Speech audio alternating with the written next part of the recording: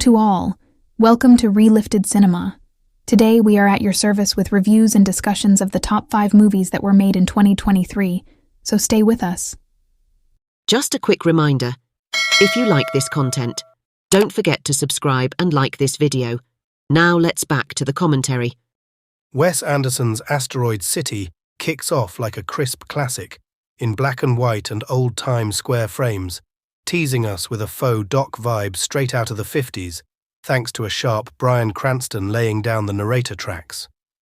We're pitched into playwright Conrad Earp's Roll with Edward Norton here world, and the jump from the TV doc to vivid sprawling colour ain't just about the visuals, it's the full Anderson touch.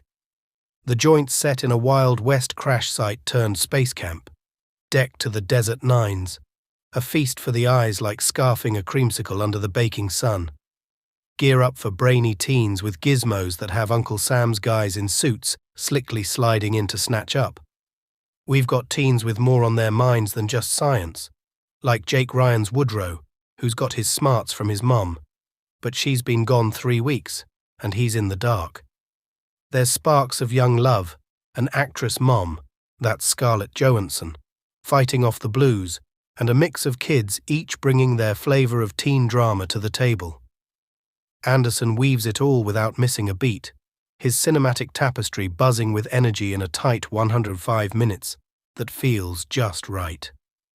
In Asteroid City, you've got Augie and a range of quirky folks, including Tom Hanks playing a dad-in-law, all stuck in the desert because of alien visits.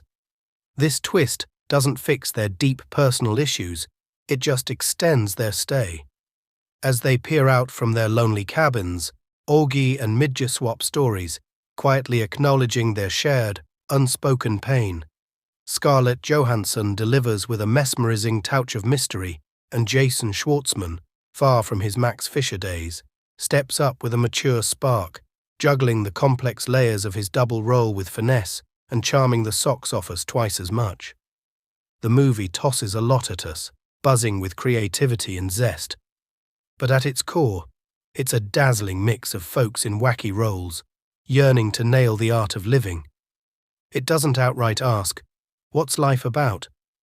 But through their art, their play, they're all trying to figure if they're getting it right.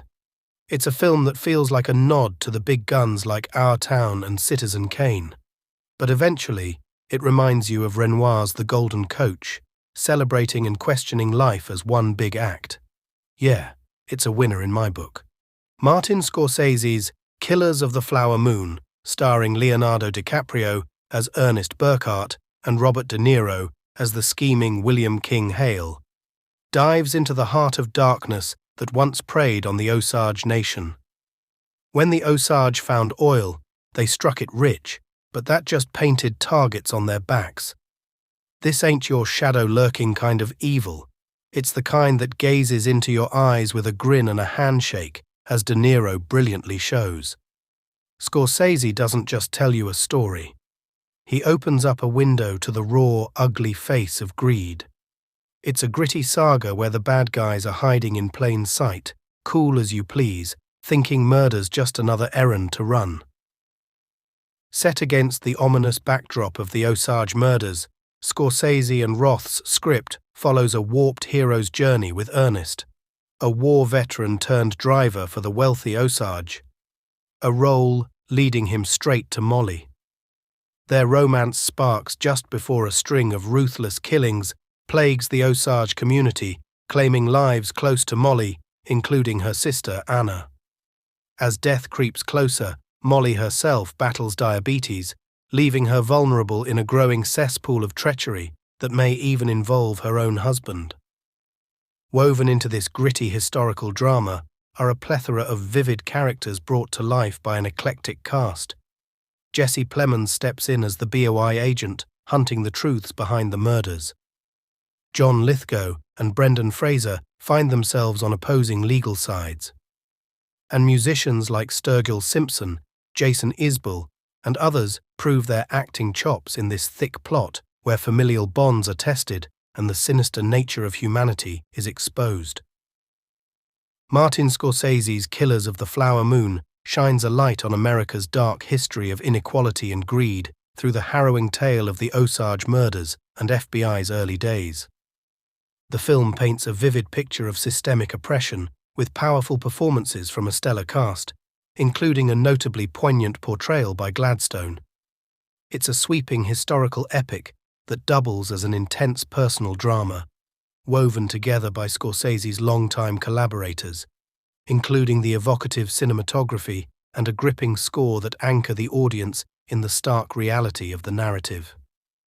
This isn't just a recounting of past events. It's an urgent nudge to acknowledge and act upon the ongoing legacy of violence and racism in America. Christopher Nolan's film Oppenheimer explores the complex narrative of J. Robert Oppenheimer, the father of the atomic bomb, delivering an intense depiction of his life through Cillian Murphy's immersive performance. The 3-hour epic employs IMAX technology not merely to showcase New Mexico's landscapes, but to intimately examine the profound emotional and moral turmoil experienced by the enigmatic genius.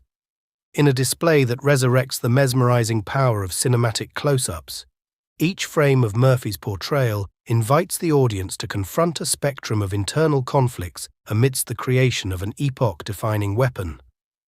The movie employs intense close-ups and quick flashback sequences to parallel the unfolding of personal and historical tumults, particularly focusing on Oppenheimer and his entangled relationships. Emotional and ethical conflicts, like those with his underappreciated wife and envious rival, deepen the narrative, illustrating the widespread impact of individual actions and personal failings against the backdrop of monumental scientific endeavors.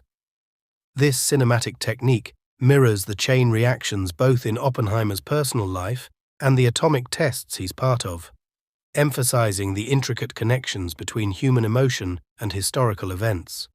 The film Oppenheimer transcends traditional historical cinema, intertwining quantum physics with philosophical musings on human decision-making. Rather than a linear retelling of historical events leading to the development of the atomic bomb, it presents a complex narrative where Cillian Murphy's Oppenheimer is portrayed not merely as the father of the atomic bomb, but as a metaphorical touchstone impacting characters from his bomb design team to his personal acquaintances, triggering debates over the morality and necessity of using the bomb. The movie reshuffles timelines and facts, challenging the audience to contemplate the weight of choices in history. Its unique storytelling is accentuated by an evocative score and a script that interlaces narrative elements like a thought-provoking poem.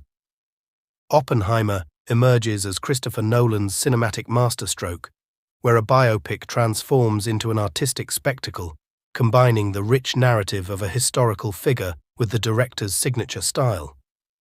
The film delivers an intoxicating mix of rapid-fire dialogue reminiscent of classic screwball comedies, coupled with intense debates on weighty subjects that echo the great dramas. Nolan's work here is not just visually stunning, but intellectually engaging, inviting audiences to wrestle with the ethical dilemmas surrounding the central figure. It's a homage to Hollywood's past with a bold, contemporary edge, proving Nolan can merge significant storytelling with his penchant for theatrical flair and intricate filmmaking. To mark Godzilla's 70th birthday, Toho Studios goes back to basics with Godzilla -1, arguably the most grounded Japanese Godzilla flick since the '54 classic, though 85 diehards might beg to differ. The film's gotten thumbs up for its no-frills approach, and it's not hard to see why. The blend of dark and down-to-earth storytelling hits home. Picture it, 1946. A desolate band of ex-soldiers, including a troubled ex-kamikaze pilot named Koichi, faces off against the legendary monster. Godzilla is on a beeline to crush Ginza and Tokyo unless Koichi overcomes his haunting guilt and reignites his patriotic fire. It's a tale woven with threads of loss, duty, and the struggle to find willpower in the face of despair, all centered around a colossal, city-crushing lizard. Godzilla -1 revives that classic monster movie magic with a twist. It throws us back to 1946 Tokyo, just after the war, and gives us a gritty, soul-searching hero in Koichi, who's bent on finding his courage again. His fellow vets, like the scholarly Kenji and mechanic Sosaku, have their own battles, but it's Koichi's relationship with Noriko and his new daughter Akiko that really pushes him to face the big G. Godzilla himself is a legend on screen, and with each iconic roar and blast of his fiery breath, you're reminded why you love this franchise. They even sneak in those nostalgic tunes from the original Gojira, meshing them with Naoki Sato's epic new score that's sure to get your heart racing. Sure, it's a tad overshadowed by the recent American Godzilla flicks and Anno and Higuchi's creations, but this one's got a flavor of its own. It's got less hype than Beyoncé's Renaissance, but for kaiju fans, it's pure cinematic gold. Takashi Yamazaki's got that touch for the spectacular, bringing the big G back to the silver screen in Godzilla -1, with enough drama and eye candy to fill seats. If you dug his heart-tugger, Always Sunset on 3rd Street, then this one's up your alley. Yamazaki's no stranger to a feel-good flick and doesn't shy away from a bit of chest-thumping heroics. Action scenes? Spot on. Politics? Old school maybe. But he's mixing it up, doing the Godzilla legacy proud without trying to outdo the extravaganza. Not the top of the heap, sure, but Godzilla -1 is a solid enough ride to drop popcorn for. Ridley Scott's Napoleon is a visually stunning chain of epic battles, but that's about it. It's a glossy but hollow biopic that struggles to stitch Napoleon's life together with the depth or drive needed. Joaquin Phoenix, usually a powerhouse, is oddly sidelined, and his portrayal of Bonaparte misses the mark of being relatable, getting lost amid the grand spectacle. Sure, the action pops, especially a gritty scene at Toulon that showcases Scott's knack for awe. But outside the fireworks, this flick ends up marching in circles, failing to bring the complex figure of Napoleon to life effectively. It ticks historical boxes, but lacks the soul to make history come alive. Scott's Napoleon tries to turn up the heat with private letters. Turned voiceovers meant to sizzle, the sort that have Napoleon practically swooning on paper. But on screen, it's a fizzled sparkler, not the fireworks you'd hope for. There's Joaquin doing his thing, and Vanessa Kirby trying to crack the enigma of Josephine. They meet, they mingle, but it's more like watching paint dry than feeling the passion that fueled history's most infamous love-hate relationship. Scenes that should have us at the edge of our seats with their back-and-forth banter end up feeling like missed opportunities. Josephine fades out when she can't give an air, and that's a metaphor for the film, really. It doesn't deliver the emotional heirloom we'd hoped to inherit from Scott's epic historical canvas. Ridley Scott's Napoleon is big on spectacle, but misses the mark when it comes to digging deep into its iconic protagonist. Where you'd expect a sharp, insightful dissection of Napoleon, the film skims over his complexities and lands on a surface-level recap of his life. Joaquin Phoenix dials it back, avoiding a full-throttle portrayal of the infamous leader, making you wonder what depths he could have hit if the script had more meat on the bones.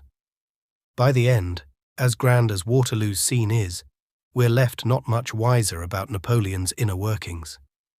It's odd for Scott, who's usually all about packing a punch and finding soul in his projects. You want a film that takes a swing at something profound, but Napoleon ends up feeling surprisingly small, considering it's about a man known for his outsized legacy.